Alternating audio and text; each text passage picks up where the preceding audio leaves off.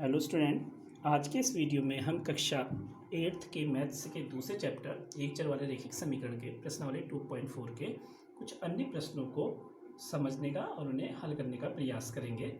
मैंने बोर्ड पर प्रश्न नंबर 7 लिख दिया है। प्रश्न नंबर 7 इस प्रकार से है। हसन स्कूल वर्दी बनाने के लिए 2 प्रकार का कपड़ा खरीदता है। इसमें कमीज के कपड़े का भाव ₹50 प्रति मीटर तथा पतलून के कपड़े का भाव ₹90 प्रति मीटर है। वह कमीज के प्रत्येक 3 मीटर कपड़े के लिए पतलून का 2 मीटर कपड़ा खरीदता है। ध्यान रखिए, यहाँ पे इसने एक लाइन दी है, वह कमीज के प्रत्येक 3 मीटर, कमीज अगर 3 मीटर की बन रही है, 3 मीटर कपड़ा खरीदता है कमीज के लिए, तो उसके लिए पतलून जो बन रही है 2 मीटर कपड़े की बन रही है।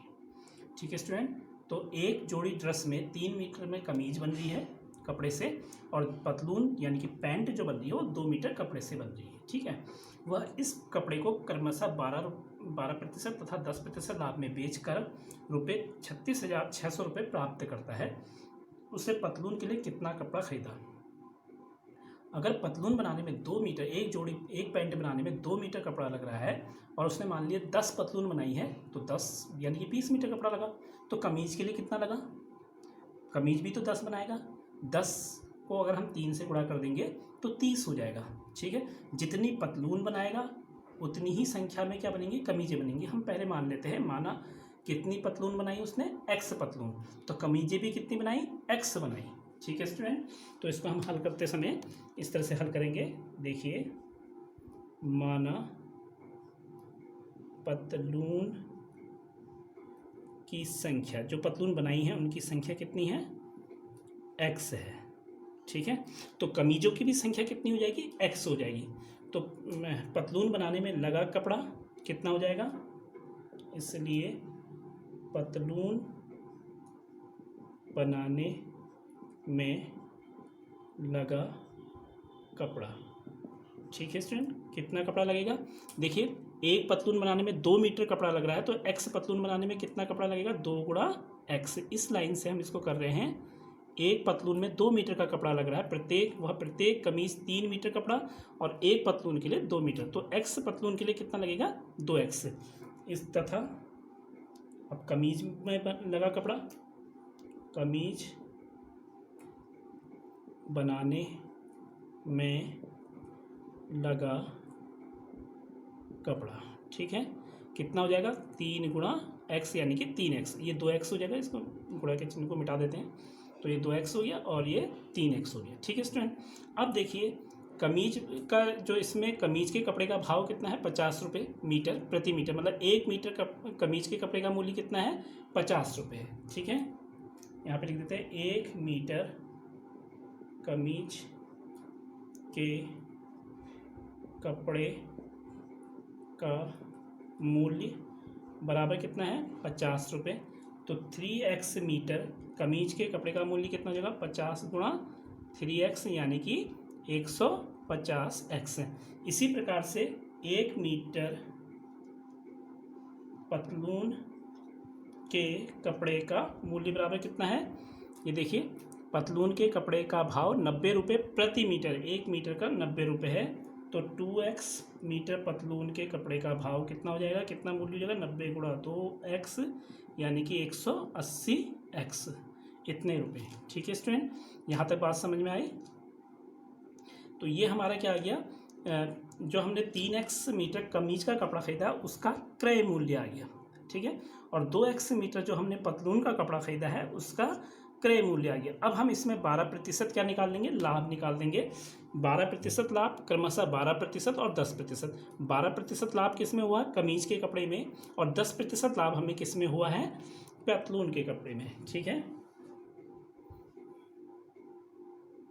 कमीज के कपड़े में लाभ। ठीक है, क्रय मूल्य हमारा कमीज के कपड़े का क्रय मूल्य कितना हो गया? 150x का कितना प्रतिशत? 12% लाभ हो रहा है, यानी कि 12/100। 1 0 ये कट गया, इसको गुणा कर लेते हैं। 12 पंजे 60 की 0, 12 कम 12, 12 6 18, 180/10x। 0 से 0 कट गया, ये आ गया हमारा लाभ 18x। तो कमीज के कपड़े का विक्रय मूल्य निकाल देते हैं। कमीज के कपड़े का विक्रय मूल्य कितना हो जाएगा? इसका क्रय मूल्य कितना था? 150x था प्लस 18x और आ गया, कितना हो गया विक्रय मूल्य? 168x। ठीक है स्टूडेंट, ये तो हमने कमीज के कपड़े का जो विक्रय मूल्य है, जो उसको बेचने में हमें कुल रुपए प्राप्त हो रहे हैं, 168x रुपये प्राप्त हो रहे हैं। अब पतलून पे लाभ निकाल लेते हैं। पतलून के कपड़े में लाभ, पतलून के कपड़े में लाभ, इसको बेचने में मतलब लाभ कितना हुआ?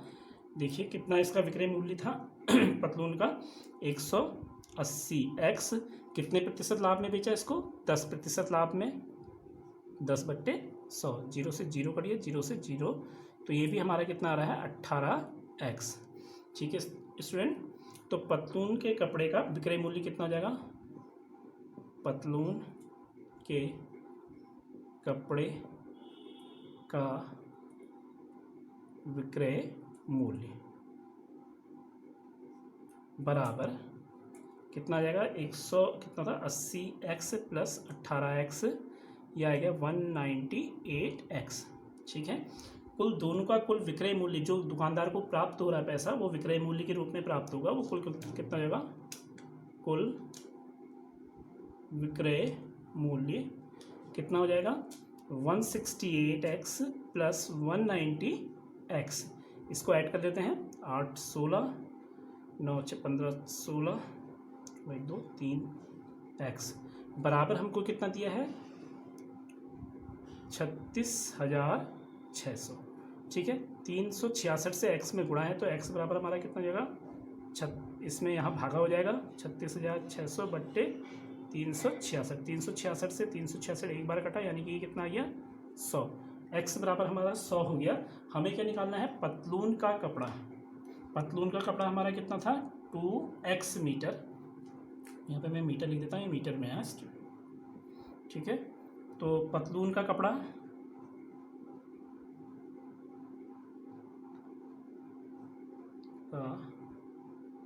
बराबर कितना मीटर था? 2x मीटर, यानी कि 2 इंटू एक्स के स्थान पे 100, यानी कि 200 मीटर। ये इसका आंसर हो गया। ठीक है स्टूडेंट, आई होप कि आपको यह क्वेश्चन समझ में आया होगा। चलिए अब हम अगले क्वेश्चन की ओर को चलते हैं। तो स्टूडेंट 8th प्रश्न मैंने आपके बोर्ड पे लिख दिया है। 8th प्रश्न इस प्रकार से है, हिरणों के एक झुंड का आधा भाग मैदान में चल रहा है और शेष का 3/4 पड़ोस में ही खेल कूद रहा है। शेष बचे 9 हिरण एक तालाब में पानी पी रहे हैं। झुंड में हिरणों की संख्या ज्ञात कीजिए। तो पहले हम झुंड में हिरणों की संख्या को मान लेते हैं। माना झुंड में कुल हिरण कितने हैं? x है, ये हमने मान लिए। ठीक है, इसका आधा भाग क्या है? मैदान में चल रहा है। झुंड का आधा भाग मैदान में चल रहा है, तो मैदान में चरने वाले हिरण कितने हो जाएंगे? x का आधा, यानी कि x/2। ठीक है, शेष का 3/4। अब कितने बचे? आधे हिरण तो मैदान में चल रहे हैं, तो आधे दूसरी जगह गए होंगे, यानी कि x/2। अब ये शेष यानी कि x/2 का जो शेष बचे हैं का 3/4, एक मिनट, इसको का 3/4 ऐसा लिख देते हैं। पड़ोस में खेल कूद रहा है, तो खेलने वाले हिरण ऐसे लिख देते हैं। खेलने वाले हिरण, इनकी संख्या क्या है? शेष का 3/4। ठीक है स्टूडेंट, अब शेष कितने बचे? x/2। आधे हिरण तो मैदान में चल रहे हैं, तो आधे बचे, तो आधे यानी कि शेष जो हो गए वो 1/x/2 हो गए, का 3/4 यानी कि 3/4। ठीक है स्टूडेंट, तो ये कितना जाएगा? 3x/2 चक्को 8। खेलने वाले हिरण जो पड़ोस में खेल रहे हैं, खेल कूद कर रहे हैं। ठीक है, अब शेष बचे हिरण, तो शेष बचे हिरण कितने हैं? शेष बचे हिरण पानी पी रहे हैं, पानी पी रहे हैं। ये कितने हैं? बराबर 9। 9 हिरण जो है वो पानी पी रहे हैं। तो मैदान में खेल रहे हैं x/2 और आधे का 3/4 हिरण जो है सॉरी ये चल रहा है और खेलने वाले 3x/8 हैं और शेष जो बचे हैं वो पानी पी रहे हैं। तो कुल हिरण कितने हो गए? कुल हिरण बराबर हो गए, इन सबको हम जोड़ देंगे, x/2 प्लस 3x/8 प्लस 9। और कुल हिरण हमने कितने माने हैं? x माने हैं। तो यहाँ पे हमारा x बराबर x/2 प्लस 3x/8 प्लस 9 हो जाएगा। ठीक है स्टूडेंट, यह दोनों के हर क्या हैं? इसका 8 है, इसका 2 है। इसके हर को 8 करने के लिए 4 से ऊपर नीचे गुणा कर देंगे। ऊपर क्या हो जाएगा? 4x, यहाँ 4 दूनी 8 प्लस 3x/8 प्लस 9। ठीक है स्टूडेंट, ये हो जाएगा 7x/8, आपस में जुड़ गए, हर बराबर हो गए तो आपस में जुड़ जाएंगे, प्लस 9। इस 7x इसको x के साथ ले जाते हैं, इसके आगे कोई चिन्ह नहीं तो प्लस है, बराबर की ओर आएगा तो माइनस, तो यहाँ x इसको हम इधर लाएंगे तो माइनस 7x/8 इक्वल टू 9। अब इसके हर में कुछ नहीं है तो हम 1 ले लेते हैं। इसका हर 8 है, इसको 8 बनाने के लिए 8 से ऊपर नीचे गुणा कर लेते हैं। 8x/8 माइनस 7x/8 बराबर 9। घटा देंगे इसको, 8x में से 7x किया तो x/8 बराबर 9 और 8 से यहाँ भागा हो रही है, बराबर की दूसरी तरफ ले जाएंगे तो क्या हो जाएगा? गुणा हो जाएगा, 9×8 = 72। ठीक है स्टूडेंट, x बराबर 72 यानी कि हिरणों की कुल संख्या जो हो गई, कुल हिरण जो हमने माना था झुंड में कुल हिरण कितने आ गए हैं? x बराबर 72। ठीक है स्टूडेंट, और ये हमारा क्या हो जाएगा? आंसर हो जाएगा। आई होप कि आपको यह क्वेश्चन भी समझ में आ गया होगा। चलिए अब हम अगले क्वेश्चन की ओर चलते हैं। तो स्टूडेंट मैंने प्रश्न नंबर 9 भी बोर्ड पे लिख दिया है। प्रश्न नंबर 2 इस प्रकार से है, दादाजी की आयु अपनी पोत्री की आयु से 10 गुनी है। यदि उनकी आयु पोत्री की आयु से 54 वर्ष अधिक है तो उन दोनों की आयु ज्ञात कीजिए। तो देखिए, दादाजी की जो आयु है वह पोत्री की आयु से 10 गुनी है। ठीक है, तो हम पोत्री की आयु मान लेंगे, माना पोत्री यानी कि पोत्री की आयु बराबर कितना मान लेते हैं? x। अब दादाजी की आयु कितनी हो जाएगी?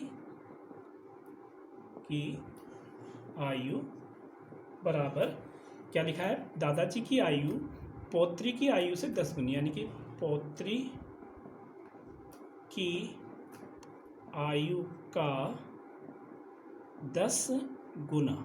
ठीक है स्टूडेंट, पौत्री की आयु यानी कि x का 10 गुना, यानी कि x को हम कितने से गुणा कर देंगे? 10 से गुणा कर देंगे, कितना आ जाएगा? 10x। ये हमारी दादाजी की आयु आ गई है। ठीक है, अब ये कह रहा है कि यदि उनकी आयु, किनकी आयु? दादाजी की आयु पौत्री की आयु से 54 वर्ष अधिक है। इस लाइन को लिख दे रहे हैं, दादाजी की आयु पौत्री की आयु से 54 वर्ष अधिक है। ठीक है, दादाजी की आयु बराबर पौत्री की आयु से 54 वर्ष अधिक। ठीक है, दिया हुआ है, मतलब प्रश्न में ही हमें ये चीज़ दी हुई है तो हमने वही लिखा है। तो पोत्री की आयु से, पोत्री की आयु कितनी मानी हमने? x से 54 वर्ष अधिक, 54 वर्ष अधिक, यानी कि इसमें हम 54 वर्ष जोड़ देंगे। तो दादाजी की आयु हमने जो कितनी है? बराबर दादाजी की आयु बराबर x प्लस 54, और हम दादाजी की आयु से पहले निकाल चुके हैं, कितनी है? 10x है, तो इसका मतलब 10x बराबर x प्लस 54। ठीक है स्टूडेंट, आइए अब इसको यहाँ पे सॉल्व कर लेते हैं। वैसे ये बहुत सरल प्रश्न हो गया। 10x मैं फिर से लिख दे रहा हूँ, x प्लस 54। अब x को बराबर की इस ओर ले आएंगे, ये 10x है, इसको लिख दिया। ये x के आगे कोई चिन्ह नहीं है तो प्लस है, बराबर की इस ओर आने पे माइनस हो जाएगा, बराबर 54। ठीक है स्टूडेंट, 10x में से 1x गया तो कितने x बचे? 9x बराबर 54, और ये 9 से x में गुणा है, 9 को बराबर की दूसरी तरफ ले जाएंगे तो क्या हो जाएगा? भागा हो जाएगा, 54/9 कितने बारेगा? 9×4 6। तो x बराबर 6, यानी कि पोत्री की आयु आ गई, पोत्री की आयु बराबर कितनी आ गई? 6 वर्ष। ये हमारा पहला आ गया पोत्री की आयु। ठीक है, दादाजी की आयु कितनी होगी? 10x दादाजी की आयु बराबर 10x, यानी कि 10 इंटू एक्स की जगह पे 6 रख देंगे 60। आप चाहे तो यहाँ से भी निकाल सकते हैं, दादाजी की आयु x प्लस 54, 6 प्लस 54 करेंगे तो भी हमारा क्या आएगा, 60 ही आएगा। तो ये हमारा स्टूडेंट इसका आंसर हो गया। चलिए स्टूडेंट, अब इस प्रश्नावली के एक लास्ट प्रश्न की ओर चलते हैं। तो स्टूडेंट, मैंने बोर्ड पर प्रश्न नंबर 10 लिख दिया है। प्रश्न नंबर 10 इस प्रकार से है, अमन की आयु उसके पुत्र की आयु की 3 गुनी है। 10 वर्ष पहले उसकी आयु पुत्र की आयु की 5 गुनी थी। दोनों की वर्तमान आयु ज्ञात कीजिए। मान लेते हैं, देखिए अमन की आयु जो है उसके पुत्र की आयु की 3 गुनी है, तो हम पुत्र की आयु मान लेंगे। माना पुत्र की वर्तमान आयु बराबर x। ठीक है स्टूडेंट, तो अमन की आयु कितनी हो जाएगी, अमन की वर्तमान आयु जो होगी पुत्र की आयु की कितनी है, 3 गुनी है। पुत्र की आयु का 3 गुना। ठीक है स्टूडेंट, मैंने इसको यहाँ पे लिख दिया है। तो पुत्र की आयु हमने x मानी है, x का 3 गुना। ठीक है, यानी कि 3x, ये हमारी किसकी आयु आ गई, अमन की। अब ये कह रहा है 10 वर्ष पहले, अब 10 वर्ष पहले की बात है, 10 वर्ष पहले। ठीक है, दोनों की आयु निकाल लेते हैं। पुत्र की आयु बराबर कितनी थी 10 साल पहले, मान लीजिए कोई अभी 15 साल का है तो 10 साल पहले कितने का था, 5 वर्ष का, 15 में से 10 घटा दिया। ठीक उसी प्रकार से पुत्र अभी x वर्ष का है तो 10 साल पहले कितने का होगा, x माइनस 10 का होगा। ठीक है, और अमन भी कितने वर्ष का होगा, अमन की आयु वह भी 10 वर्ष कम होगी, यानी कि 3x माइनस 10। अब फिर से प्रश्न में आते हैं, 10 वर्ष पहले हमने उनकी आयु निकाल दी, उसकी आयु किसकी, अमन की आयु, अमन की आयु जो थी बराबर क्या थी, पुत्र की आयु का 5 गुना। पुत्र की आयु का 5 गुना।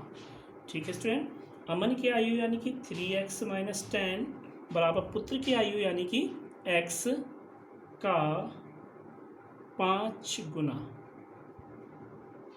ठीक है स्टूडेंट, यहाँ तक समझ में आ गया होगा I hope. 3x minus 10 equal to ये कितना आ जाएगा, 5 और इसकी गुणा हो जाएगी 5, सॉरी पुत्र की आयु कितनी थी, x माइनस 10 थी, मैंने x लिख दी।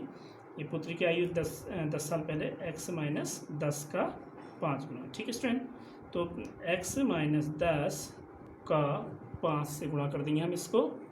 ठीक है, तो ये आ जाएगी हमारी 3x माइनस 10, तो 5 से इसमें गुणा हो जाएगी, ये हो जाएगी हमारी 5x, 5 से 10 में गुणा हो जाएगी, माइनस का चिन्ह है, 5.50। ठीक है स्टूडेंट, x वाले पद हम एक तरफ ले चलेंगे और जो ये अचर पद हैं उनको हम दूसरी तरफ। तो x वाले 5x को यहाँ ले आते हैं, 3x माइनस 10 ऐसी था, इसके आगे कोई चिन्ह नहीं तो प्लस, तो प्लस यहाँ आएगा तो माइनस 5x बराबर यहाँ क्या बचा, माइनस 50। अब ये माइनस 10 को बराबर की दूसरी तरफ ले जाते हैं, तो 3x माइनस 5x बराबर माइनस 50। ये माइनस का 10 था, बराबर की इस ओर जाएगा तो प्लस 10 हो जाएगा। ठीक है स्टूडेंट, ये प्लस का 3x है, ये माइनस का 5x है, दोनों विपरीत चिन्ह है, विपरीत चिन्ह होने पे घटा देते हैं। 5x और 3x को उठाएंगे 2x आएगा, चिन्ह किसका आएगा, जिसका अंकिक मान अधिक है, 5 बड़ा है 3 से, तो इसका चिन्ह माइनस है तो माइनस आ जाएगा। ठीक है स्टूडेंट, यहाँ भी वही चीज़ है, ये माइनस है ये प्लस है, दोनों विपरीत चिन्ह घटा देंगे, 50 और 10 को घटाएंगे 40, चिन्ह किसका आएगा, बड़े वाले का, ये 50 है, इसका बड़ा है, इसका चिन्ह माइनस। माइनस 2 से x में गुणा हो रही तो x बराबर कितना हो जाएगा, माइनस 40 बटा माइनस 2। माइनस से माइनस में भागा करते हैं तो प्लस हो जाता है, 2 से 40 में भाग करेंगे तो 20 आ जाएगा। ठीक है, तो x बराबर हमारा 20 आ गया। ये हमारी किसकी थी, पुत्र की वर्तमान आयु, पुत्र की वर्तमान आयु हमने कितनी मानी थी, x बराबर 20 वर्ष। पहला ये आंसर आ गया है। तो अमन की वर्तमान आयु कितनी मानी हमने, 3x, तो 3 गुणा x की जगह पे 20, तो कितना जाएगा, 60 वर्ष। ये हमारा इसका आंसर हो गया। आई होप कि आपको ये सभी प्रश्न समझ में आए होंगे। इन अगर समझ में नहीं आ रहे तो वीडियो को बार बार देखिए, बार बार रिपीट कीजिए, पॉज कीजिए, समझिए, आपको अच्छी तरह से समझ में आ जाएगा। अगर आपको यह वीडियो पसंद आई तो इस वीडियो को लाइक कीजिए, वीडियो को शेयर कीजिए और चैनल को सब्सक्राइब कीजिए और ज़्यादा से ज़्यादा कमेंट कीजिएगा। Thank you.